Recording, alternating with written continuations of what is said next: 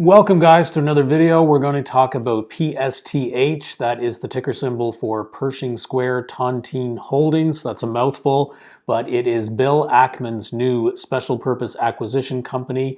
Not that new actually, it's been around for a little while, but I want to dig into the specifics of it. I want to tell you the upside, I want to talk downside, I want to talk potential targets.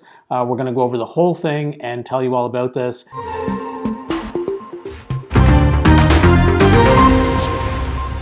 So first, a quick rundown on what an SPAC is for those that don't know. SPAC is Special Purpose Acquisition Company, and it's kind of a new way of doing an IPO. Basically, a bunch of investors will get together, put together this enormous pile of money. They will do an IPO, but it's basically a shell company. It does nothing, it owns nothing. Its only purpose in life is to go out and actually find a private company to acquire in what's called a reverse merger. So then when they do find that target company, they buy it up, either all of the shares or a large portion of the shares, and basically that transaction sort of pulls that private company into the public company.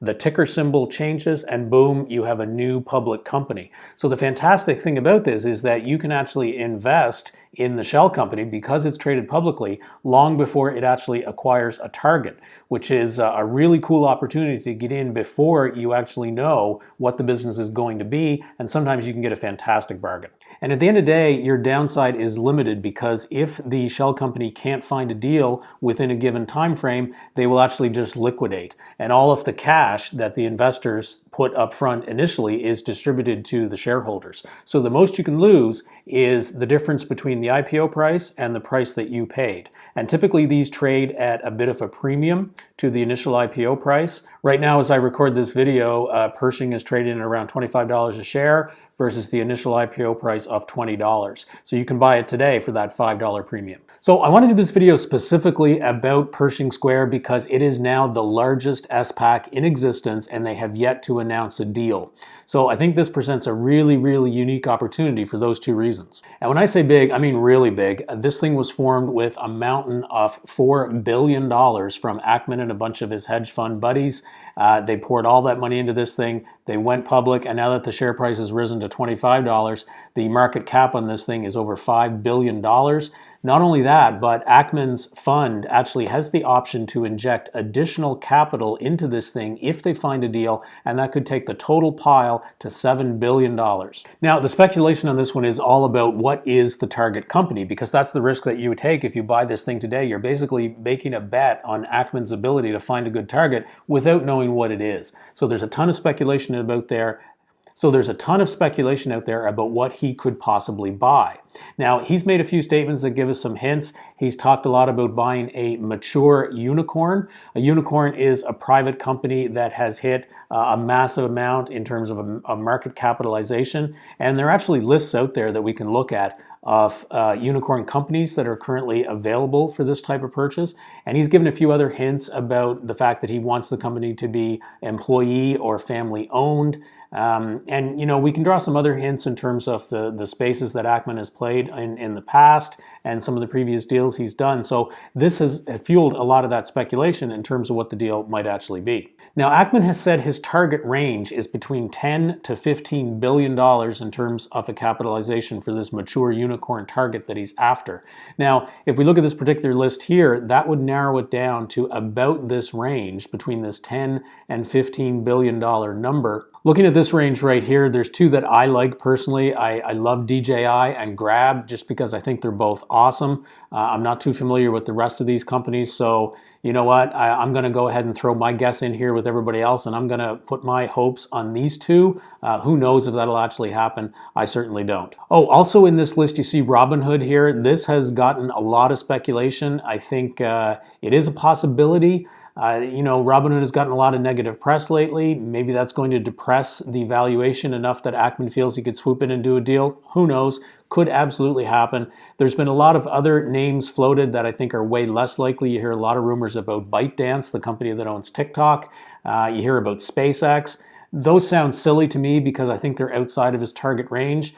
The other reason I think Ackman wouldn't go for something quite like that is that I believe he's looking for a solid business that he can actually take forward. I don't think he's looking for that initial pop and then a liquidation event to make money. I think he seriously wants to acquire a business with really solid long-term prospects and avoid the hype premium that might get attached to some of these other names. So my bet is that he's going to come in with something just a little bit more conservative than most people are expecting. What's the upside potential? Okay, so bull case, there's actually tons of points here, and this is actually why I'm kind of excited on this one. I'm actually really bullish myself. Right out of the gate, I love the fact that the downside is limited on this one. Literally, your investment is secured by a pile of cash that's held in trust by the SPAC. So they have that $4 billion sitting in trust. Basically, that reflects the IPO price of $20. If you buy it at $5, basically what you're doing is you are putting $20 of your investment in cash, and you're only really risking that $5, which is the premium over the net asset value. Because if that liquidation event happens, you would get your $20 back per share that you've actually bought. It's not going to be exactly that. There's going to be adjustments for interest and all this kind of thing. But at the end of the day, a large portion of your investment has a serious floor underneath it. It's really hard to get that kind of insurance on any investment these days, which is one reason why I really like this one. And then you have to consider Ackman and some of the other investors that he has in this thing. These guys are serious investors. They're not some smaller group of very volatile hedge fund investors. These are serious guys that have a lot of money, they make a lot of money, and their reputation and their money is on the line on this particular deal. So I think they are absolutely serious about getting a deal done. Ackman in particular has a reputation as a moneymaker. He's the guy that bought Burger King public back in 2012 through QSR, the formation of that company. We don't know exactly what he made on that deal, but there's rumors floating around that he and his investors made about $14 billion on that one. Highly successful. Can he pull off something like this again? Absolutely he could. Another thing I like about this is that there's actually two ways that you or I could actually profit on this. One is we could buy these shares now, and when there's this pop on the news, when Ackman actually announces a deal, it's going to get a ton of attention. This is the largest SPAC in existence, so when he makes any deal announcement, doesn't even matter what it is, this thing is going to pop just on the hype premium that will be attached to that news event. It's going to pull in a ton of additional investors, and if you hold this stock before that happens, there's, I think, an enormous opportunity to profit from the inevitable pop that's going to happen. If that's how you wanted to play this one, it's a totally valid way to go about it. And of course, the other way you can make money is when that deal is announced, if you really, really like the company, and if this is something that you're as excited about as those hedge fund investors, then you can stay in. You can continue to hold those shares and bank on the fact that this is going to be a highly successful business go forward, and then you are going to be one of these very early stage investors. So if you're a long-term buy and hold sort of person, it's a fantastic play. If you're a short-term trader sort of person, also a good play. Now remember I said that big pile of cash? This is a key factor in their advantage. They are actually now have the money to go out there into that private market and actually find a business that is further along the path to maturity, that has already grown up a little bit. This is where Ackman talks about a mature unicorn, and I think that is going to allow them to do a deal and snap up a business that is really, really solid and has some really good prospects go forward, versus these smaller, less well capitalized SPACs are looking at a broader pool, but those companies are higher risk, right? They're earlier stage, they haven't yet reached those market capitalization events, and they might actually be hungrier for cash. Ackman actually has the cash to feed a deal where the people that hold that private company aren't exactly desperate, and so they're going to actually demand more money because they are a premium company. Ackman can pay that price, and I think he can actually snap up something that's a lot higher quality and has better prospects go forward. Let's talk about risk. There's not a lot of downsides in this one, but there are a few. I mentioned that Ackman has been highly successful. There have also been cases where Ackman has been highly unsuccessful. I don't know if anybody remembers Valiant Pharmaceuticals. They were a Canadian company that was an absolute and complete disaster. Ackman ended up wearing that one, and it did not look good on him at all. A similar story with his enormous short position and his activist investor campaign against Herbalife. That one ended in disaster, and Ackman lost a lot of money on both of these deals. So I think, there's a lot of hype around how fantastic he is. I believe he's really good, but you have to remember he's had his failures as well, like any investment has, And so, there is a possibility that this one could go the route of Valiant or Herbalife as well. Another risk is that he could simply fail to find a deal.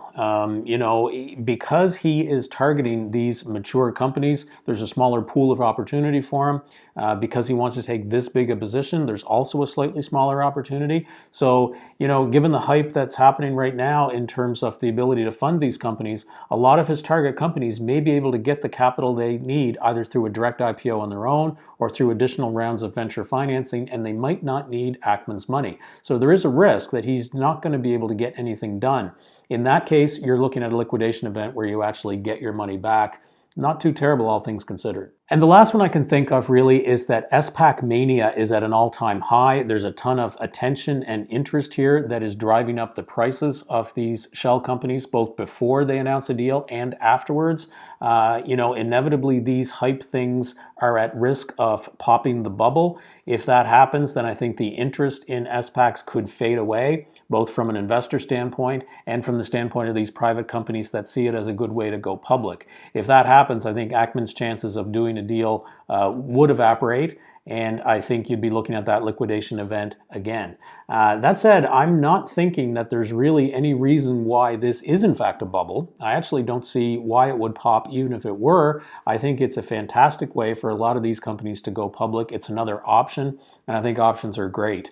I don't necessarily see it fading away anytime at all. So what's the last word on this one? Look, to my mind, it has to be the fact that there is way more upside on this one than any amount of downside. I think it's kind of a no-brainer. I've actually bought in myself by selling puts. It's one of the ways I like to play these things that potentially have a hype premium attached to them. I've actually sold the January 22.5 puts on this one. I'm going to keep rolling that forever until a deal is announced or until I get assigned, which would be fine with me. I would absolutely love to own this thing at 22.5 and then recognize that inevitable pop. So guys, I hope this helps. Please throw the video a like if you liked it. Hit that subscribe button so you can see some more. Don't forget to ring the bell, and I'll see you on the next one.